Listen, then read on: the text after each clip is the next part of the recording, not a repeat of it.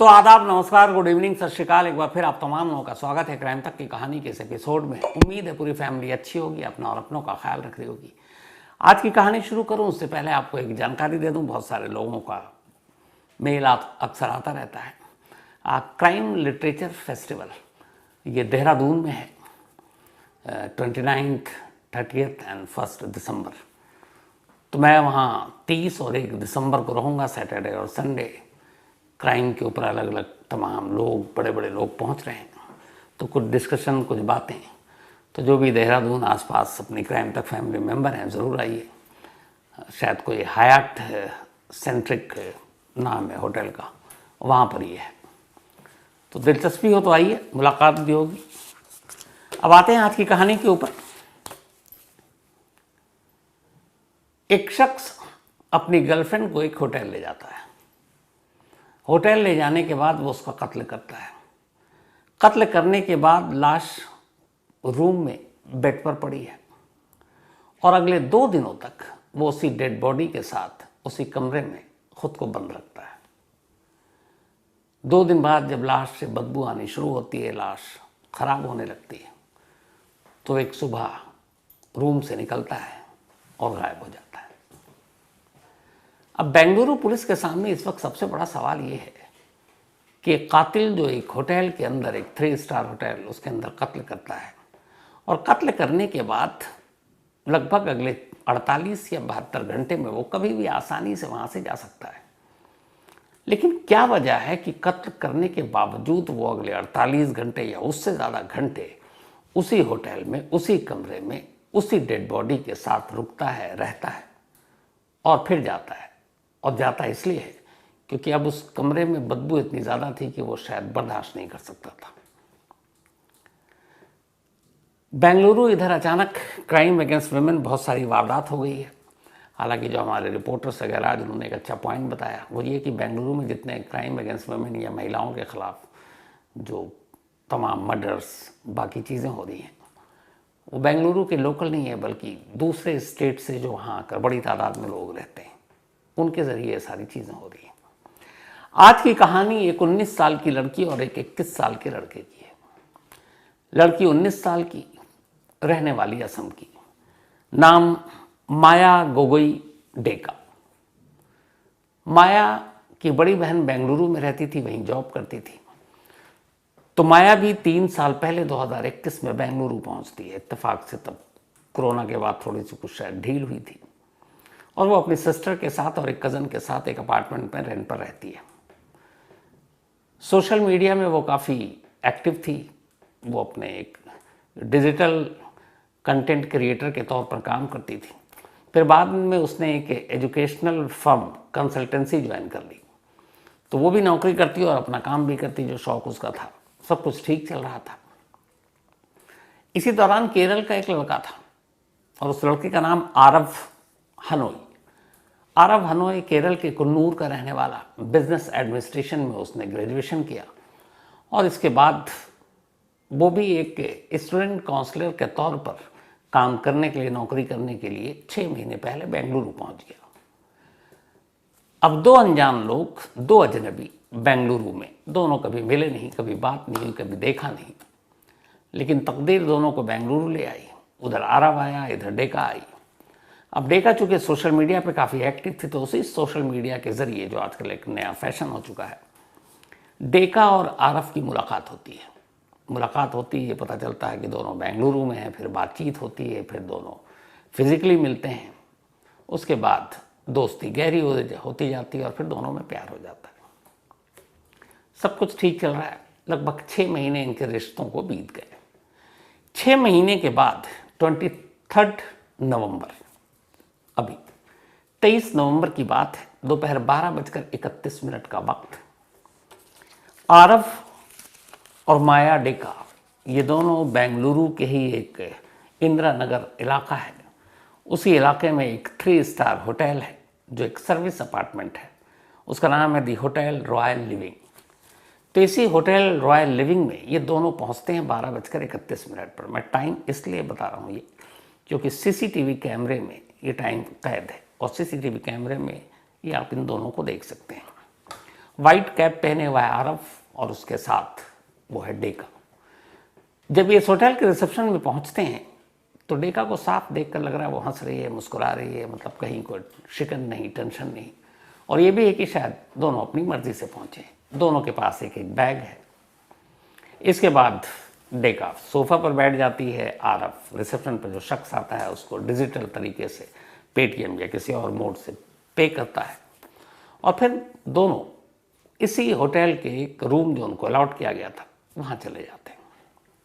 23 नवंबर को रिसेप्शन पे इन्होंने बताया कि उन्हें कि सिर्फ एक दिन के लिए कमरा चाहिए था, यानी 24 को चेकआउट करना था।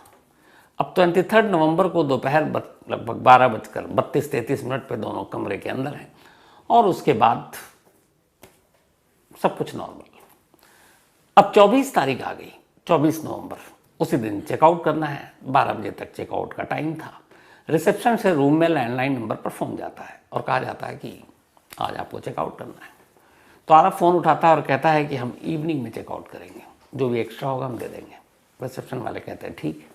इवनिंग जब होगी तो फिर रिसेप्शन से फ़ोन जाता है और वो फिर आरफ कहता है कि एक काम कीजिए, एक्सटेंड कर दीजिए, हम अब नेक्स्ट डे चेकआउट करेंगे, यानी कि 25 को। 24 को करना था लेकिन 25 को अब हो गया। कई बार ऐसा होता है। अब 25 की मॉर्निंग आ गई। 25 की मॉर्निंग में फिर रिसेप्शन से फ़ोन जाता है और कहा जाता है कि आज आप चेकआउट कर रहे हैं। तो आरफ कहता नहीं, एक दिन के लिए और एक्सटेंड कर दीजिए, अब हम 26 को चेकआउट करेंगे। क्योंकि होटल खाली था, कोई बुकिंग थी नहीं, होटल वाले को भी कोई इशू नहीं। तो 26 की बुकिंग तक हो गई। अब आरफ और डेका ये दोनों 23 नवंबर से उसी होटल में। इस दौरान में उन्हीं के रूम के नंबर पर एक पार्सल भी आया, वो पार्सल भी आरफ ने कलेक्ट किया। लेकिन इस दौरान में आरफ के अलावा होटल के किसी एम्प्लॉय ने किसी और को नहीं देखा। अब वो ऑनलाइन खाने का भी ऑर्डर करके मंगा लेता होटल में, तो आरफ ही रिसीव करता। अब आ गई 26 नवंबर की तारीख। 26 नवंबर की सुबह सुबह 8:19 पर आरफ दिखाई देता है एक सीसीटीवी कैमरे में, होटल के बाहर। वही वाइट कैप पहने हुआ है और दोनों हाथ जेब में हैं और तेजी से होटल से बाहर निकल रहा है। ये जो तस्वीर है उसके निकलने की तस्वीर है। अब वो होटल से बाहर निकल गया 8:19 पर। अब धीरे धीरे सुबह दोपहर में बदलने लगी। 12 बजे चेकआउट का टाइम था। करीब 10 साढ़े 10 बजे रिसेप्शन से फ़ोन गया लैंडलाइन पर कि आज चेकआउट कर रहे हैं कि नहीं। किसी ने फ़ोन उठाया नहीं। होटल वाले को लगा कि शायद देर से उठेंगे। 11 बजे के बाद फिर फ़ोन किया, किसी ने उठाया नहीं। अब चूंकि इन दोनों ने जब रिसेप्शन पे एंट्री की थी तो मोबाइल नंबर भी था, तो अब रिसेप्शन पे जो बैठा हुआ शख्स था उसने आरफ के मोबाइल पर फ़ोन किया। Mobile switch off. उन्हें लगा क्या है। फिर उन्होंने 1-2 बार कमरे में किया, खुला नहीं। 12 बजने वाला था, चेकआउट है कि नहीं पता नहीं चल रहा है। तभी फिर एक होटल के स्टाफ को कहा गया कि भाई जाओ रूम में ही पूछ कर आओ कि इनका क्या इरादा है। होटल का एक स्टाफ फर्स्ट फ्लोर पे उनके रूम में पहुंचता है। घंटी बजाता है, थोड़ी देर वेट करता है, कोई आवाज़ नहीं। तभी वो देखता है कि दरवाज़ा बंद नहीं है, अनलॉक नहीं है, खुला हुआ है थोड़ा सा। स्टाफ दरवाजे को धक्का देता है। जैसे ही वो दरवाजे को धक्का देता है अंदर से एक तेज़ बदबू आती है। वो स्टाफ हैरान, ये क्या है, लेकिन फिर भी अब दरवाज़ा खुला तो सामने बेड है। बेड पर उसकी नज़र पड़ी। करीब गया तो उसकी चीखें निकल गई। बेड पर एक लड़की की लाश पड़ी है। उसके जिस्म को आधा ब्लैंकेट से ढका हुआ है। ब्लैंकेट खून से तरबतर है।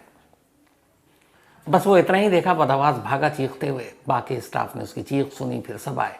उन्होंने देखा लाश बेड पर। उन्होंने कहा पुलिस को बताने की ज़रूरत है। पुलिस को फ़ौरन फ़ोन किया गया। पुलिस अब मौके पर पहुंची और पहली बार पूरी तरह से अंदर कमरे में दाखिल हुई। जब अंदर कमरे में दाखिल हुई तो ये क्राइम सीन की तस्वीर है उस वक्त की, उस रूम की। ये बेड है, बेड के साथ ब्लैंकेट है, ब्लैंकेट पे बहुत सारे खून की बूंदें हैं।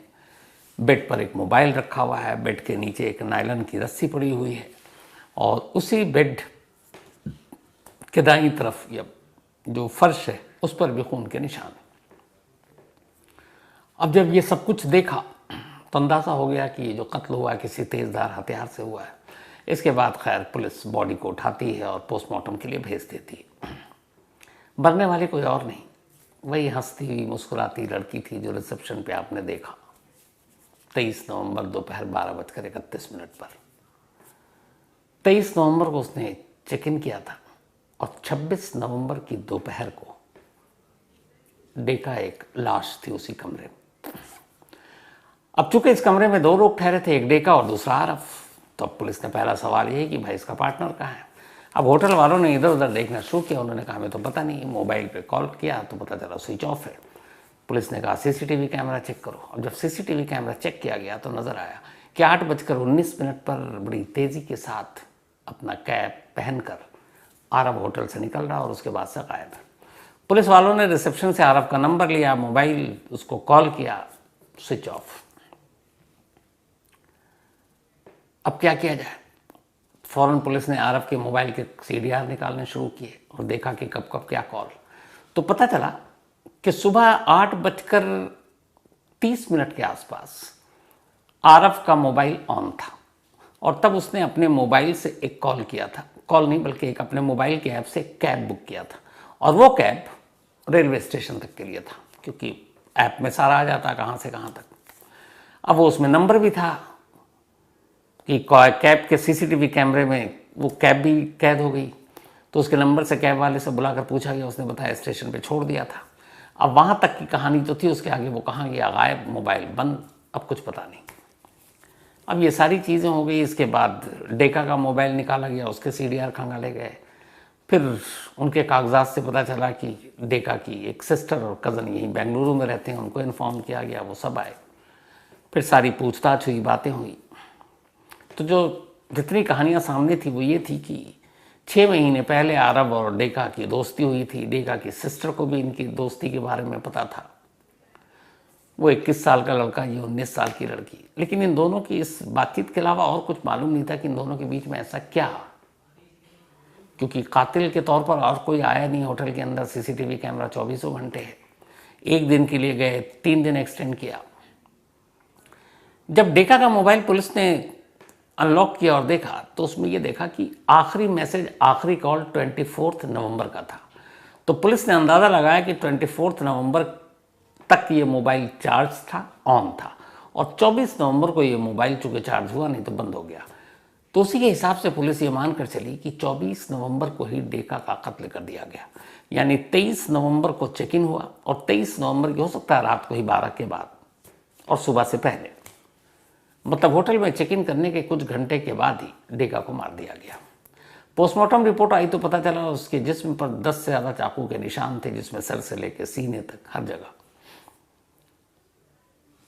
तो अब 24 तारीख को मोबाइल बंद, और जो लाश की हालत थी वो ये बता रही थी कि कम से कम 48 घंटे से ज़्यादा पुरानी है। तभी उसमें से स्मेल आना शुरू हुआ था और लाश खराब होने लगी थी।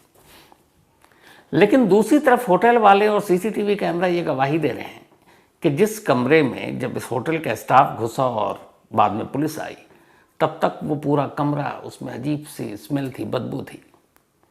और उससे कुछ घंटे पहले उसी रूम से आरव निकल कर गया था सुबह 8:19 पर, और वो आरव लगभग पिछले 3 दिनों से उसी कमरे में था। और मोबाइल और पोस्टमार्टम रिपोर्ट और मौत की तारीख और टाइम के हिसाब से देखा जाए तो यानी कि वो 48 घंटे से ज़्यादा उस लाश के साथ एक ही कमरे में बंद रहा। अब एक ऐसी लाश जिसमें से बदबू आ रही है, जो लाश खराब हो रही है, और एक कातिल उसी लाश के साथ उसी होटल के रूम में, ये भी नहीं कि किसी प्राइवेट प्रॉपर्टी पे, एक ऐसी प्रॉपर्टी जहाँ पे ख़तरा कभी भी कि कोई भी आ सकता है, कोई सफाई करने आएगा, हाउसकीपिंग वाला आएगा, कि बाकी खाने पीने की चीज़ अगर आप ऑर्डर देते हो। लेकिन उसके बावजूद वो भाग नहीं रहा, बल्कि उसी रूम में कत्ल कर चुका है और लाश के साथ बैठा हुआ है कमरे में। अब ये बात पुलिस को बड़ी अजीब लगी कि ऐसा क्यों। अब जब दोनों के कॉल डिटेल रिकॉर्ड निकाले गए तो पता चला कि पिछले 5 महीनों में इन दोनों के बीच हज़ारों कॉल हुए, इन दोनों के बीच हज़ारों मैसेजेस आदान प्रदान हुए। और जाते जाते आरव अपना बैग छोड़ गया, जो आते वक्त उसके पास था। डेका का अपना बैग उसके पास था। फिर उसी होटल में उसी रूम के नंबर के साथ एक ऑनलाइन उसने नायलन की रस्सी का ऑर्डर दिया था, जो उसने खुद रिसीव किया होटल में।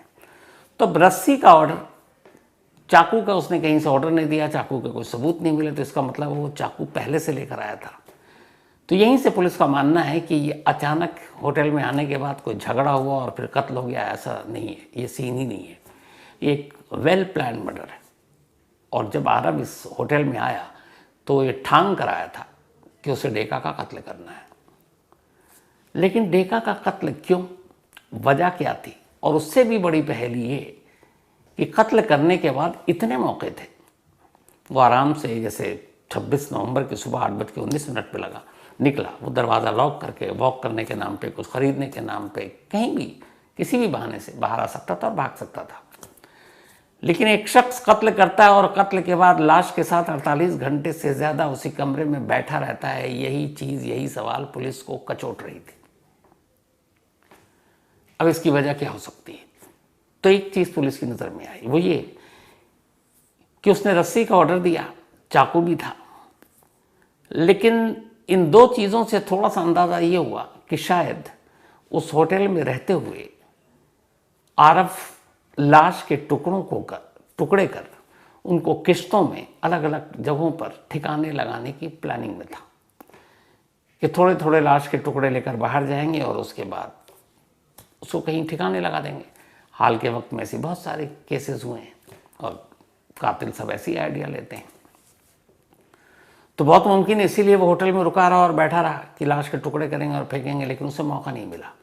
लेकिन इस थ्योरी में एक थोड़ा सा पेंच ही आ रहा है कि कमरे में नायलॉन की रस्सी थी, चाकू था और बैग छोटे से थे, कोई ट्रॉली बैग भी नहीं था और कोई इतने बहुत सारे पॉलीथिन भी नहीं मिले जिसमें आप टुकड़ों को रख कर और बाहर फेंक सकते हैं। तो ये थोड़ी सी डाइसी टाइप की है। तो फिर वो कमरे के अंदर क्यों था? और उससे ही बड़ा सवाल कि जिस डेका से 6 महीने से दोनों दोस्ती थी, फिर प्यार था, दो डेका की सिस्टर और ये सब एक दूसरे को जानते हैं और वो मिले थे, उसका उसने कत्ल क्यों किया? कत्ल करने के लिए एक होटल को क्यों चुना, जो एक ऐसी जगह है जहां पे सबसे ज़्यादा रिस्क होता है? अपना चेहरा, अपना सब कुछ लेकर आया, हालांकि कैप के जरिए उसने थोड़ा सा चेहरा छुपाने की कोशिश की। तो ये बहुत सारे सवाल हैं, लेकिन इन सवालों के जवाब तब सामने आएंगे जब आरव सामने आएगा।